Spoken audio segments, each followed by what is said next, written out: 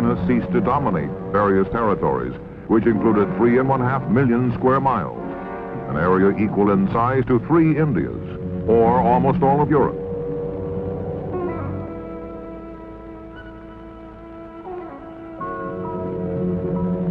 Never in history had a major independent nation lost so much sovereignty and suffered so much humiliation.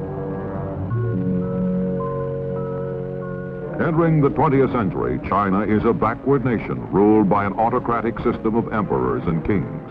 Her people are restless. They want a change. They demand new leadership. They find both in Dr. Sun Yat-sen, the George Washington of China, who leads a people's revolution in 1911 that overthrows the corrupt Manchu dynasty.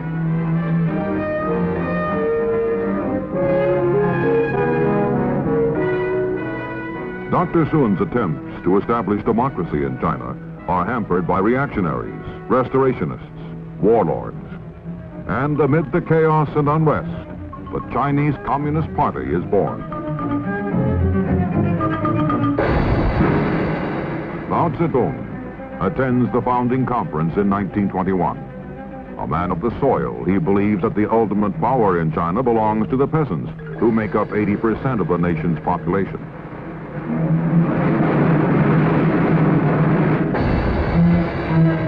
And so, says Mao Zedong, China's communist revolution must begin in the rural areas and sweep over the cities.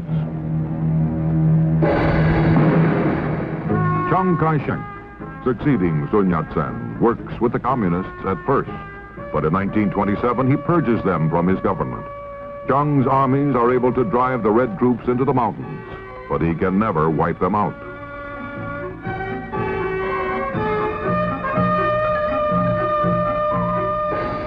And in 1934, Mao Zedong undertakes his long march in search of sanctuary in the remote province of Shenxi, in the caves of Yan'an. It is as if an army had been ordered to march on foot 6,000 miles to hostile territory in 1 year. Following a tortuous roundabout route, the communists cross 18 mountain ranges, some of them higher than the European Alps.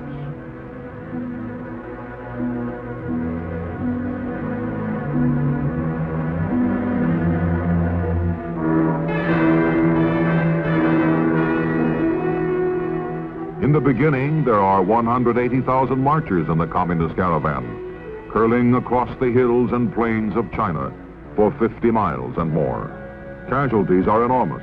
3/4 of the marchers die en route. But the survivors press on, and when they reach their mountain sanctuary, Mao himself is on hand to salute and welcome them. He is and has been throughout the long march in full command.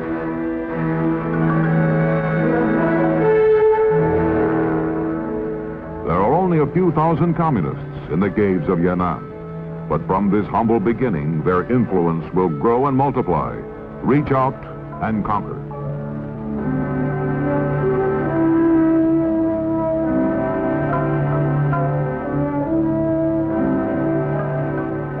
The communists ideologically are constantly on the attack, denouncing the nationalist government and Chiang Kai-shek. And Mao does something no military leader in China has done before. He sends his soldiers into the fields to work beside the peasants, to help them, and to talk to them of the new China, the communist China, in which landlords will be made to give up their farms to the peasants.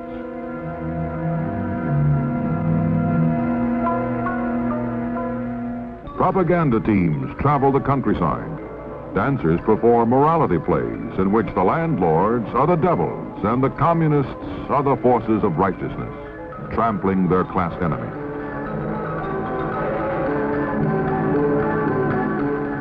Chiang Kai-shek is aware of the growing pro-communist sentiment in China. He realizes that it is a threat as great, if not greater, than the aggressive ambitions of the Japanese.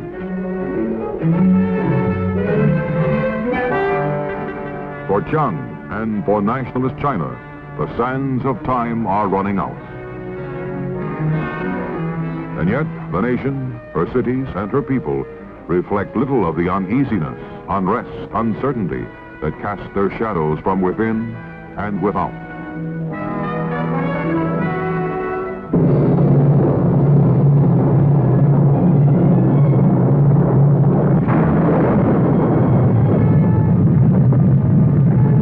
Shanghai, 1937. The blow falls. Japan strikes.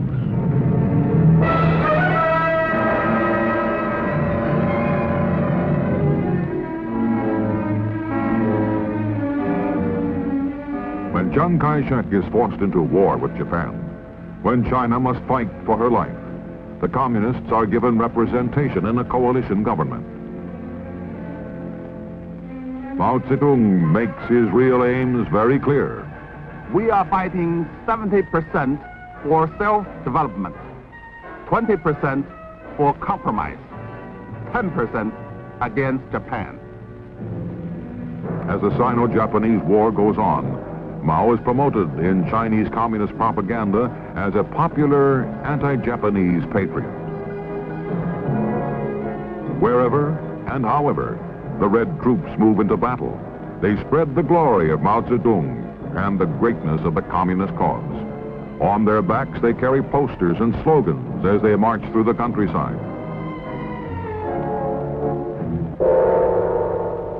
When the war ends in 1945, Mao's guerrillas have grown from 40,000 to 1 million.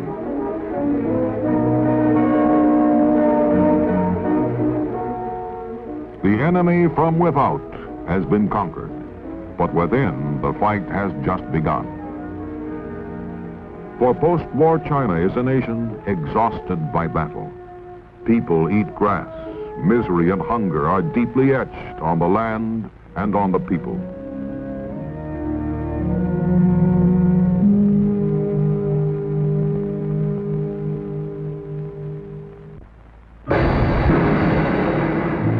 This is the time for Mao Zedong to launch his so-called War of National Liberation. Communist forces have been strengthened by the acquisition of captured Japanese weapons and ammunition, stockpiled in Manchuria and seized with Russian assistance. Mao's strategy is based on a protracted war, a war that will weaken the nationalists as the communists grow stronger. Enemy advances, we retreat. Enemy camps, we harass. Enemy tires, we attack. Enemy retreats, we pursue. Time and again, Chiang Kai-shek's stronger, better equipped army units find themselves fighting an elusive, shadowy enemy that melts into the mountains.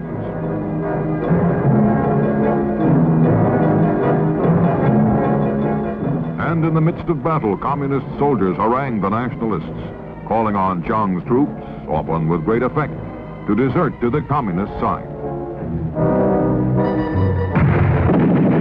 Mao Zedong's self-proclaimed War of National Liberation is a series of battles of annihilation. Injuring all of a man's 10 fingers is not as effective as chopping off one, and routing 10 enemy divisions is not as effective as annihilating one of them. Mao's conquest of mainland China begins with his guerrillas gaining control of the rural areas. Then the cities are surrounded and isolated, engulfed and defeated.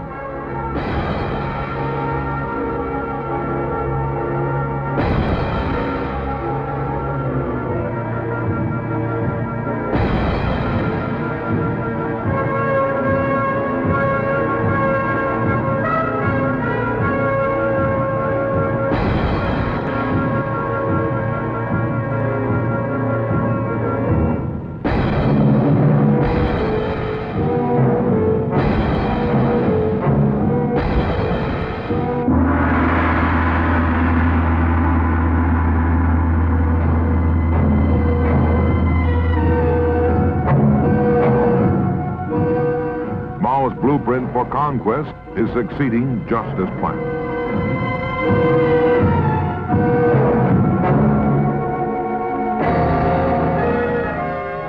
All along, Mao woos the intellectuals, the middle force in China, with talk of a coalition government, a united front, a new democracy. But Mao's promises of popular representation only mask the communist leader's real intentions.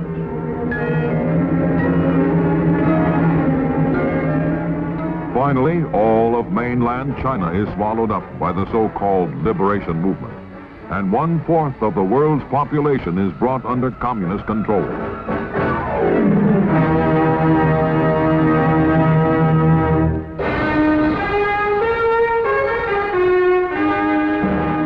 But on Formosa, renamed Taiwan, more than 10 million Chinese remain free. Chiang Kai-shek has escaped and set up a Republic of China government in opposition to the communists. Chiang signs a mutual defense treaty with the United States and vows one day to liberate captive China.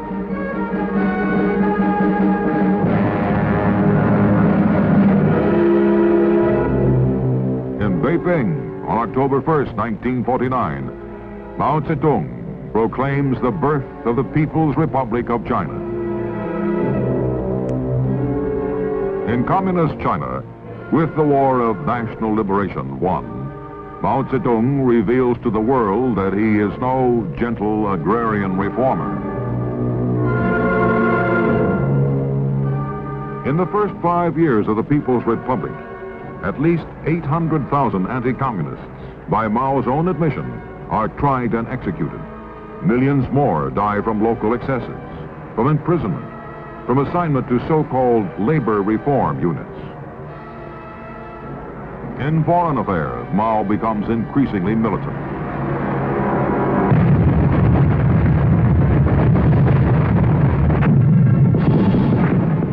And in Korea in 1950, Communist China and the free world come into conflict when South Korea is invaded by communist forces from North Korea. The United Nations Security Council is convened in emergency session in New York, and the members vote to send troops into combat to help defend the independence and sovereignty of South Korea.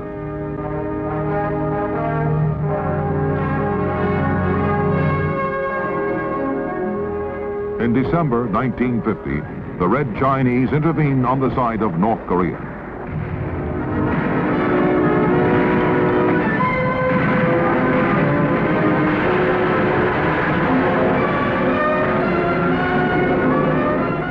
For 2.5 years, the UN and communist troops fight and fall in Korea.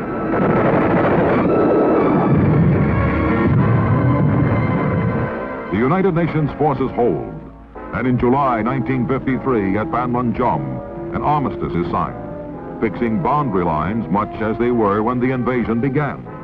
General William Harrison signs for the United Nations.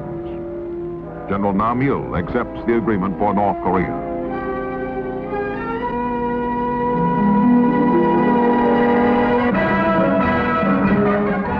As the communist Chinese troops withdraw and return to their homeland, Mao Zedong claims a momentous victory over the free world. Mao tells the world, "The United States is a paper tiger."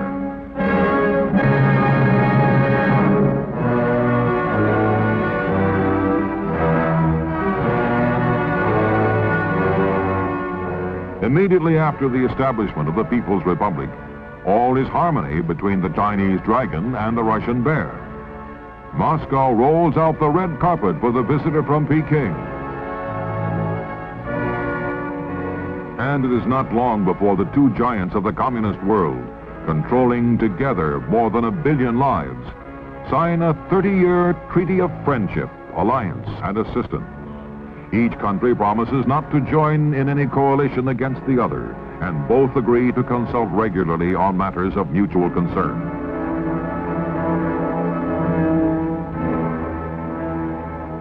But in 1956, the dragon and the bear come into conflict as Nikita Khrushchev denounces Joseph Stalin, Mao Zedong's longtime idol. When the Russian premier proposes a policy of peaceful coexistence with the free world, Red China attacks Khrushchev and the Soviet Union as traitors to the basic doctrine of world revolution.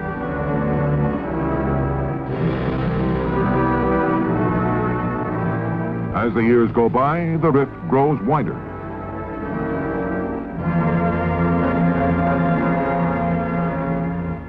In 1963, Russia, the United States, and Great Britain agree on an historic treaty banning nuclear testing in the atmosphere, outer space, and underwater. The treaty, the increasing contact and communications between Russia and the free world, reflect the Soviet leadership's growing concern with internal problems and so-called peaceful coexistence as a better way than force to spread communism around the world. Dean Rusk signs for the United States. Andrei Gromyko for the Soviet Union. And Alexander Douglas Hume for Great Britain. Red China denounces Moscow's new line and sets out to become the leader of world communism.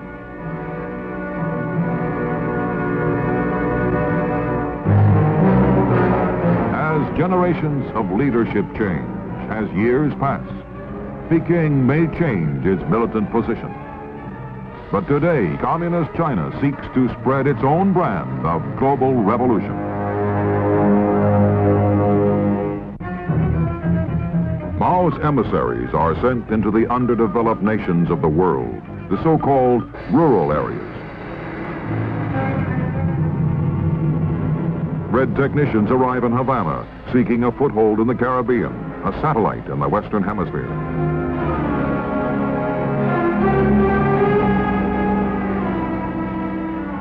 Raul Castro, Fidel's younger brother, travels behind the bamboo curtain to be greeted and decorated by Chinese military officials.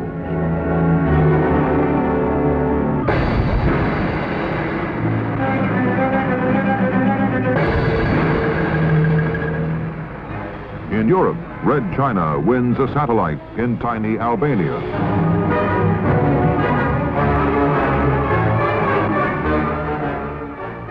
And in talks and meetings, the Red leaders preach their gospel of world revolution through people's wars of national liberation. Satellite nations are emphatically reminded of Mao's admonition. Political power grows out of the barrel of a gun.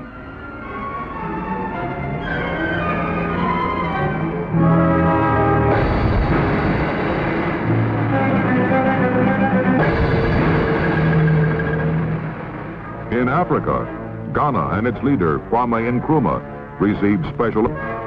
On state visits, the Ghanaian president is greeted by Zhou Enlai as Peking seeks to spread its influence throughout Africa.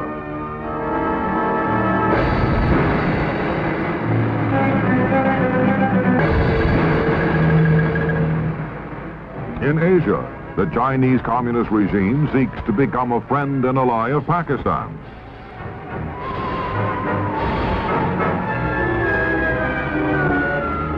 Zhou Enlai, Peking's apostle of world revolution, as he meets with President Ayub Khan.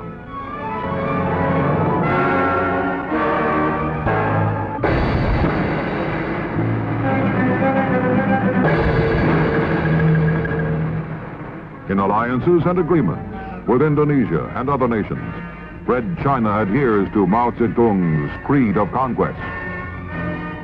The Marxist-Leninist principles of revolution hold good universally for China, all the other countries of the world. Red China's battle plan is spelled out in specific detail in an article written by Lin Biao, Vice Chairman of the Chinese Communist Party and Minister of Defense. Long live the victory of People's War is the title of the article. And its 18,000 words are directed toward the ultimate and absolute defeat of the free world. Victory for communism will come, says Lin Biao, through wars of national liberation. Country by country, continent by continent. Lin Biao's blueprint for world revolution follows Mao Zedong's classic conquest of China, dividing the world as a nation is divided into cities and rural areas. In this Red Chinese battle plan, North America and Western Europe are the cities of the world, and Asia, Africa, Central America, and South America, the rural areas. With revolutions such as the war in Vietnam organized everywhere, there will be, says Lin Biao, a tide of opposition to the free world.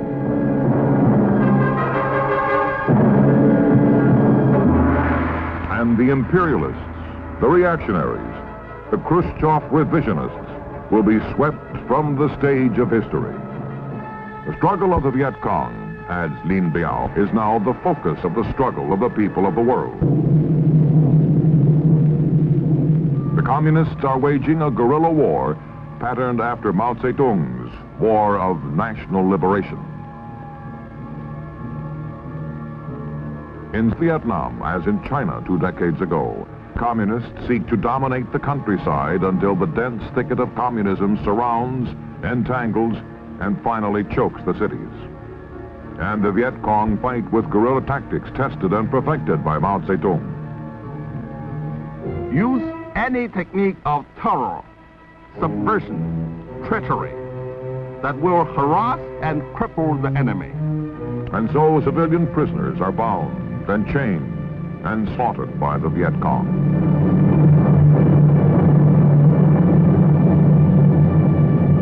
Peking is careful to assert that revolutions cannot be important. But, says Lin Biao, that does not exclude support for revolutionary peoples in their struggles.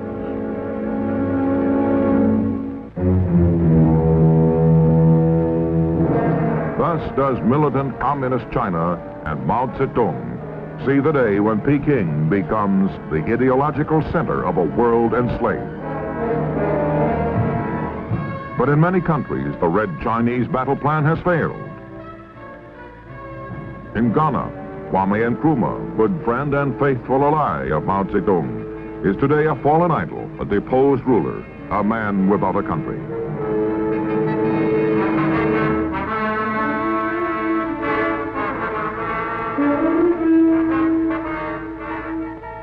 In Indonesia, anti-communist riots shake the country and students storm the Red Chinese embassy. Sukarno is no longer the absolute ruler of the island empire. In the Caribbean, communist China suffers still another setback. Fidel Castro turns his back on Peking and sends Red China's technicians home, denouncing all but Castro's own brand of communism.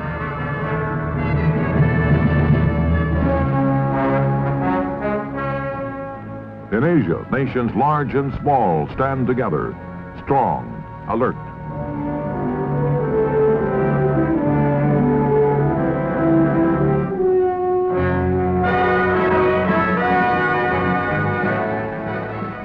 Determined to respond to wars of aggression that deny people the chance to decide their own destiny. Striving for peace.